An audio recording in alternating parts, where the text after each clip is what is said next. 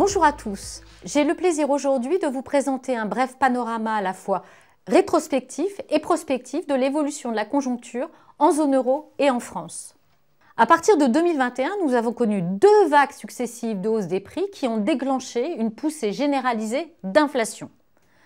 La réouverture des économies post-Covid et le redressement spectaculaire de la demande ont fortement perturbé les chaînes d'approvisionnement et de logistique mondiales, entraînant une envolée des coûts de production et de transport.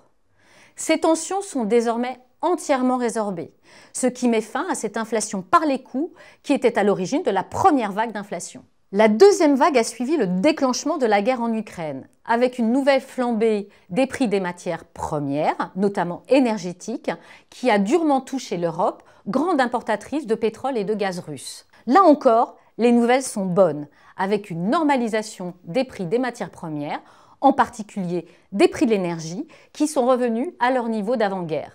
La tendance à la désinflation est donc bien engagée depuis plus d'un an, sous l'effet de la baisse des prix de l'énergie et de l'arrêt de la hausse des prix des denrées alimentaires.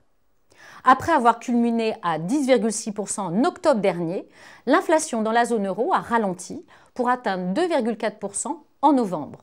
Au fil du temps, l'inflation a également changé de nature. Elle est devenue d'origine plus domestique, soutenue par la hausse des salaires et des marges bénéficiaires. L'inflation de base, qui représente cette inflation d'origine intérieure, a également commencé à décélérer en phase avec le ralentissement économique, bien qu'à un rythme plus lent. L'inflation en France a suivi une trajectoire singulière.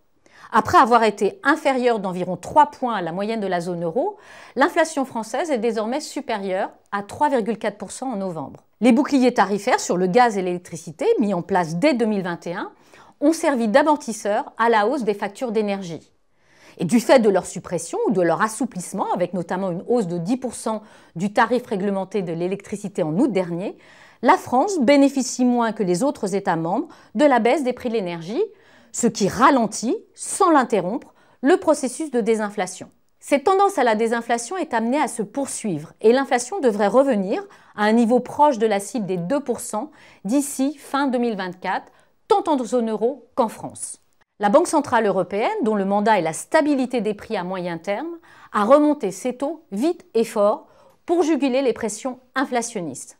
Ce cycle de resserrement monétaire a été d'une rapidité sans précédent. Partant d'un chiffre négatif, le taux de dépôt est aujourd'hui à 4%.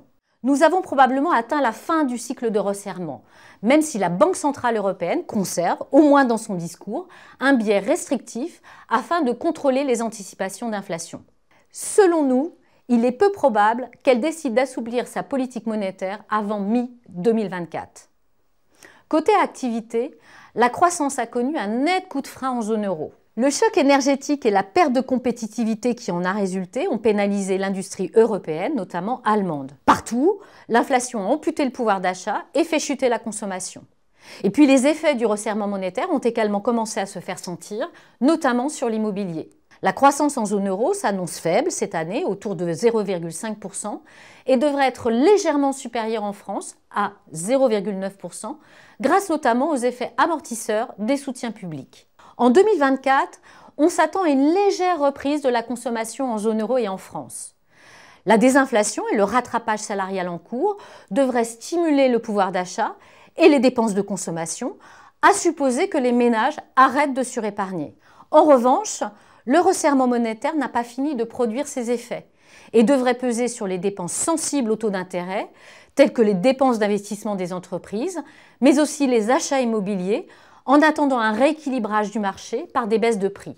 Au total, la croissance en France et en zone euro devrait converger autour de 1%. Même si la reprise manque de ressort, cet atterrissage en douceur reste inespéré vu l'ampleur des chocs subis.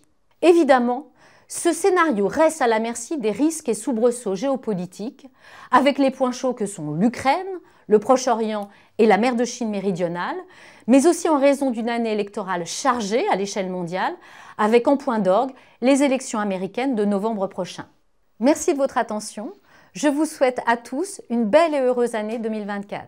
N'hésitez pas à nous suivre en consultant le site web des études économiques du Crédit Agricole.